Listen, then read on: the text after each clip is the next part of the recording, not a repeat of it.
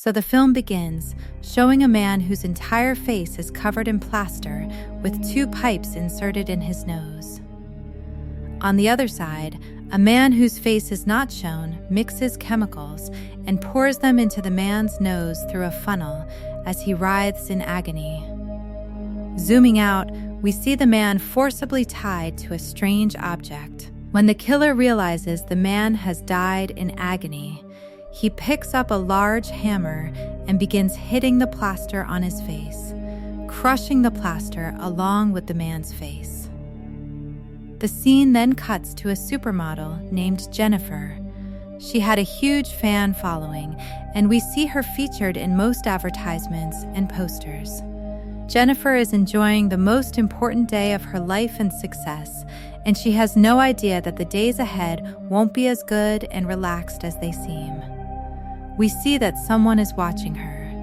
Whether she's at home, at a party, or on her show, someone is watching her. Someone even listens to all her interviews. But we haven't seen the man's face yet. One evening, when Jennifer enters a club to party, a man spikes her drink. As soon as she drinks, she begins to panic and runs out of the party, and the man seizes the opportunity to knock her unconscious. When she wakes up, she finds herself on a bed. The view from the window in front is beautiful, but it's actually artificial. Turning around, she realizes that she's actually locked inside a cell. This shocks her. She screams, "They're trying to knock on the doors here." But no one can hear her. She sits there, distraught, for a long moment before her attention shifts to the entire room. It was filled with posters of her. There was a TV and all her personal belongings. She was even more shocked to see that all the products from the same brands she used were kept there. This angered her even more, and she began throwing everything. Just then, a drawer opened, and she quickly went inside to look inside. There was the juice she drank every morning. She picked it up, threw it at the wall, screaming loudly because she had to get out of there. Jennifer was becoming increasingly uncontrollable, so the man released a sleeping gas into the room, causing Jennifer to faint again. When Jennifer regained consciousness, she found herself tied to the same stand we saw a man tied to at the beginning of the movie. Jennifer's hands, feet, and even her head were tied up there. At this point, the killer began playing a series of videos of all his victims he had tortured to death. Some by crushing their faces, some by forcing them to drink acid, and some by pulling out their teeth. The last video was particularly horrific. He had killed the most beautiful woman in the most horrific way by running an acidic shower. Watching this, Jennifer was terrified. Suddenly, she heard the sound of a tap being turned. She looked up and saw the same shower used to kill the girl. She realized the killer was going to kill her too with the insides of this shower. She writhed in agony, screaming, "Don't kill me, don't kill me." But the killer turned on the shower, and Jennifer fainted in fear.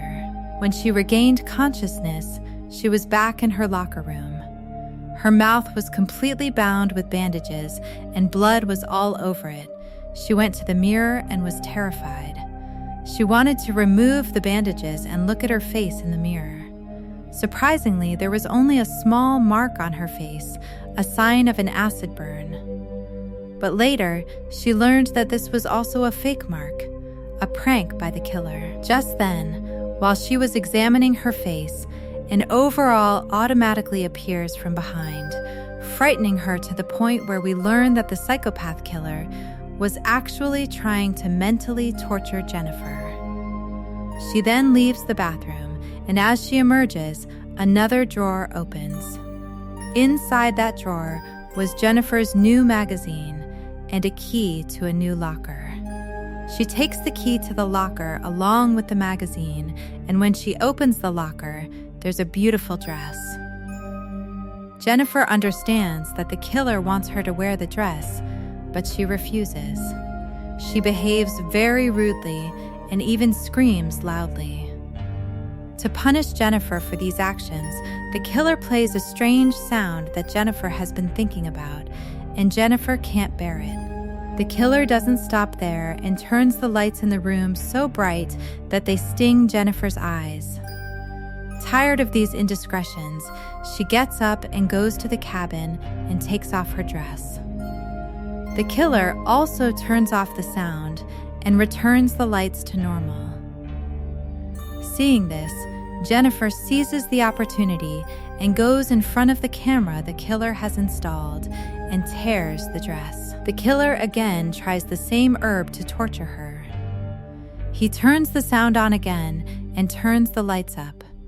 To ask for the light, she goes under the bed, where she finds a filer and considers killing herself with it. Before Jennifer can do so, she takes her own life. At that very moment, the killer turned off the sound and lights. This clearly indicated that he didn't intend to kill Jennifer this way, and thus, Jennifer had found a weapon to defend herself. Using the filer, she tried to open an air vent upstairs and escape, but as she went inside the vent, she found a girl's broken nail. She realized that one of the girls he had brought there had tried to escape before, but had been caught. But she remained undeterred and climbed through the vent. Before she could proceed further, the vent broke and the killer caught her again. The killer had tied her to the same chair where he used to torture everyone. This time, when Jennifer regained consciousness, she began crying and begged the killer for her life. She even said, "I will give you whatever money you want. I'll give you whatever you need." But if the killer wanted something like that, he would have asked for it in advance. Ignoring her, the killer opens his fridge, and his fridge is terrifying. It's filled with human body parts. He takes out a nose, an ear, and an eye from these body parts, grinds them with a little water, and creates a strange liquid. He forcibly puts a funnel into Jennifer's mouth, forcing her to drink it. Jennifer cries and screams, but she can't swallow the concoction made from these human body parts.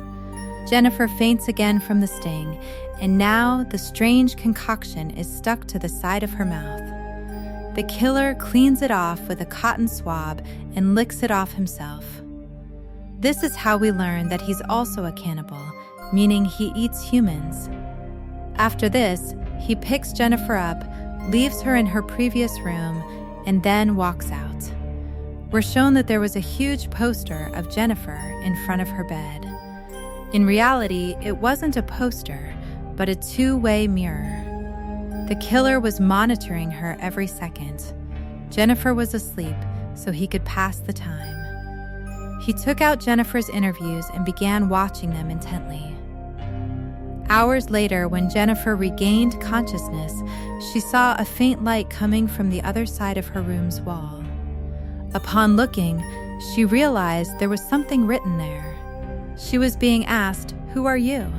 Jennifer quickly went to the mirror and saw a boy trapped in a glass cell there as well. She realized this was the killer's work.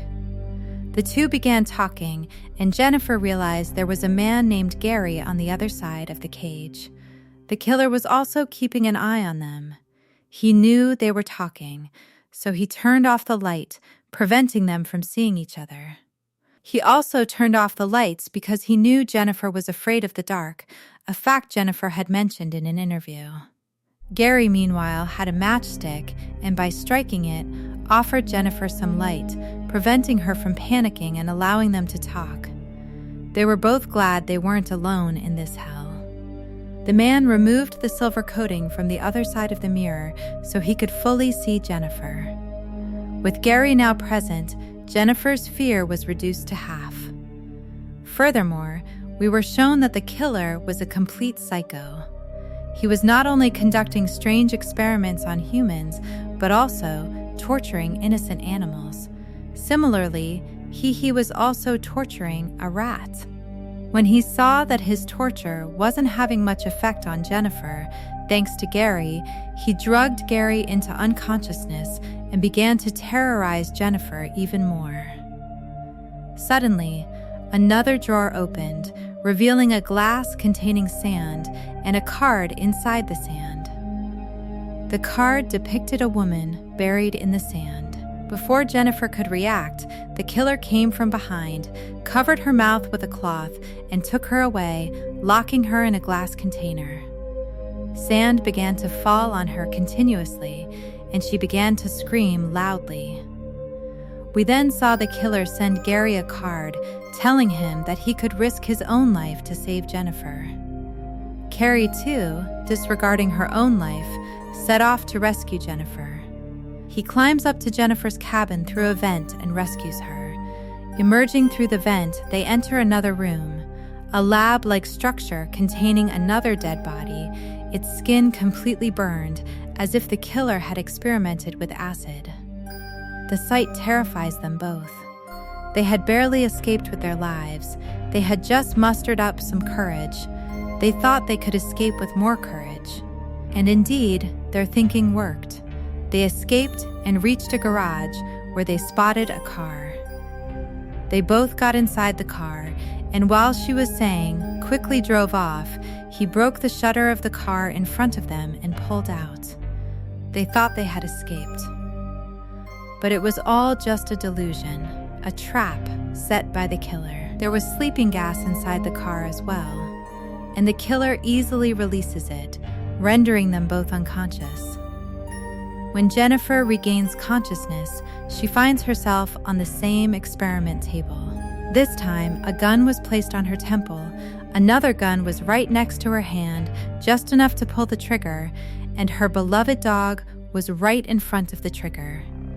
The killer told her, "You have only 30 seconds. Think about it. Either you kill your dog or I'll kill you." But she didn't want to kill him. To save her own life, she fires the gun at Susie, and Susie is blown to pieces. This scene was quite strange. No living thing is hit like this. Jennifer also realizes that this wasn't her real dog. The killer had played a game with her mind once again. She tries to open the container in which she sees her dog, but here she faints again.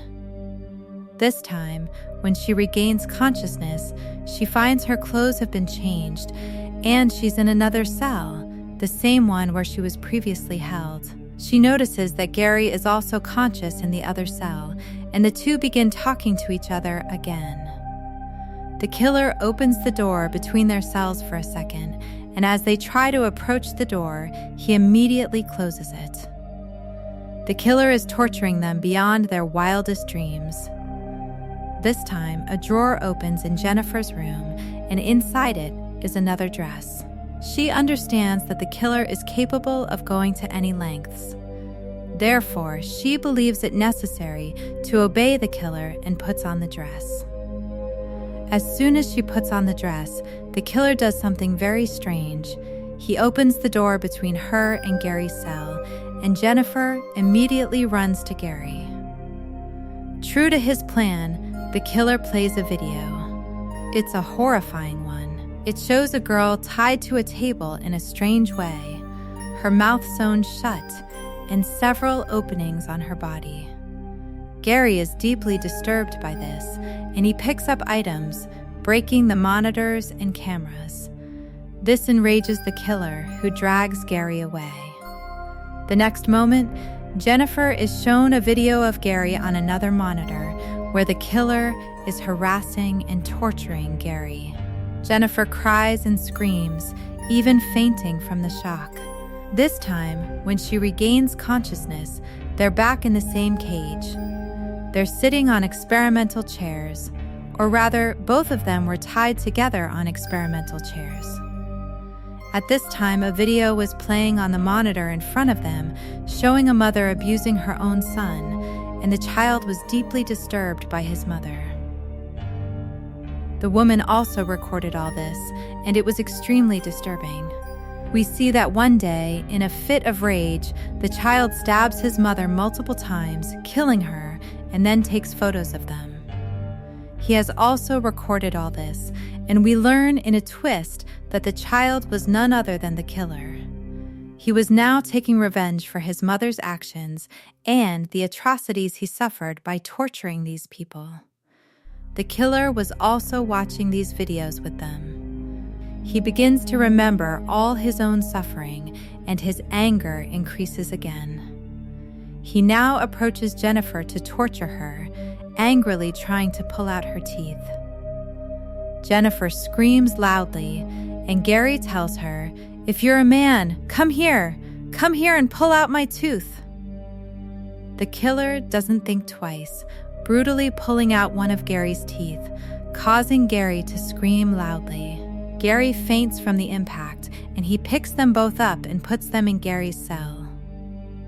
Now, because Gary saved Jennifer, Jennifer's respect for Gary grows even greater. She sits with him and cares for him until he regains consciousness. When Gary does, they grow closer in this vulnerable moment. After their closeness, Jennifer falls asleep again. We are shown Gary getting up, standing aside, taking out a card, scanning it, opening the door, and going upstairs.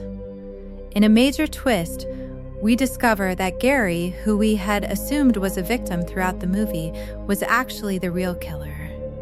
Gary was the same kid we'd seen being tortured in videos, and he was doing all this with his brother. They had tortured and killed many girls and boys in this manner, and now they had hatched a similar plan for Jennifer. But for some reason, Gary had become attracted to Jennifer. He had decided not to kill her. This was making his brother desperate. Their plan would have been ruined. If Jennifer had ever escaped, they would have been in deep trouble. Her brother wanted them to torture and kill Jennifer today itself. Hearing this, Gary became enraged and stabbed his brother with a knife lying in the kitchen, then placed his body in the bathtub. Gary then began looking through the files of all his victims, creating a new file named Jennifer. While he was still looking through them, there was a knock on his door. He quickly hides all the files and goes outside, just as police officers arrive. They investigate Jennifer's case and ask Gary about his older brother, as they too suspect Gary. Gary flatly denies this, saying his brother isn't home and hasn't been home in a while. After gathering some important information from Gary, the police are about to leave, but suddenly they remember that they have an important match coming up today, so they turn on the TV. They start watching the score, and Gary goes into the kitchen to get some water. Suddenly, an ad comes on. They change the channel and find CT footage of Jennifer. Shocked, they realize that Gary is the real culprit holding Jennifer captive. Before they can apprehend Gary, Gary arrives with his large gun and shoots them dead. Meanwhile, he notices that Jennifer had woken up by the gunfire. He runs to her and says, "Jennifer, wake up!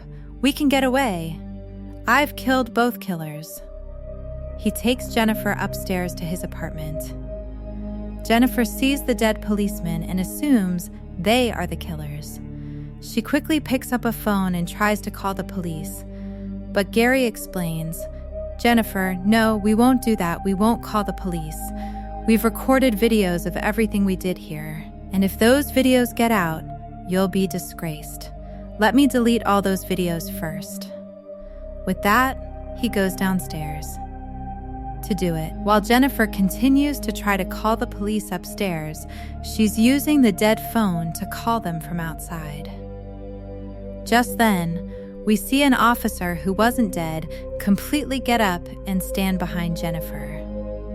He probably wanted to tell Jennifer the whole truth. But, scared out of his mind, Jennifer picks up something heavy and hits him on the head, killing him. Here, she stumbles upon a cabin where Gary had kept files on all the victims. The cabin now opens completely, and when Jennifer looks inside, she realizes the truth. She was brought there after a thorough plan, and the mastermind was none other than Gary himself. Inside the files on the victims, she also sees a picture of Gary with Gary's brother, and she realizes that the two of them are working together. Meanwhile, we are shown that Gary's brother, whom Gary stabbed, wasn't dead, he was injured. He gets up from the path and comes to Jennifer. He was about to grab Jennifer and kill her again. But to save herself, Jennifer stabbed him with the knife still stuck in his body, killing him. After killing him, she searched for every possible way to escape, but all were blocked. Meanwhile, a police officer's phone is found there, and she's about to take it out and call another police officer when Gary arrives. She knows Gary doesn't know Jennifer has discovered the truth. So she tries to get close to Gary, and Gary is about to be dissuaded when she gets close to him. Then, Jennifer sprays pesticide on his face and runs down to where she was held captive. She hoped she would find something to save her, and there she finds a gun. Gary arrived just in time and tried to shoot Gary, pointing the gun at him. But Gary hadn't reloaded the gun. Gary couldn't die, and Gary snatched it from his hand. Gary had now loaded the gun and was about to shoot Jennifer. But Jennifer, again showing courage, snatched the gun from his hand and killed him, ultimately saving her life and avenging everyone else's loss, after which she escaped. And the movie ends here.